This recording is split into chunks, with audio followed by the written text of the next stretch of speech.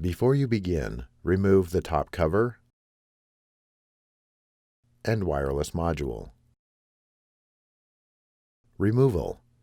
Peel back the retention tape and disconnect the webcam cable from its connector on the system board.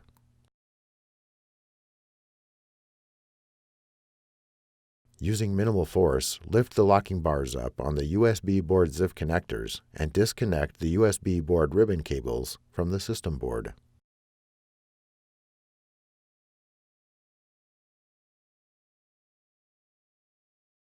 Disconnect the speaker cable from its connector on the system board.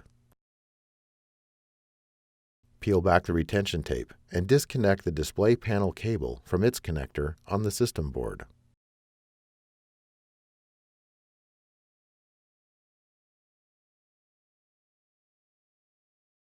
Remove the 6 3.5mm P1 Phillips head screws that secure the system board to the base enclosure. Lift the USB-C bracket off of the system board and remove. Carefully lift the edge of the system board off of the alignment pins and guide the external connectors out of the cutouts in the base enclosure. Remove the system board. Note: before installing a system board, remove the heatsink from the old system board and install on the new system board. Reverse this procedure to install the system board.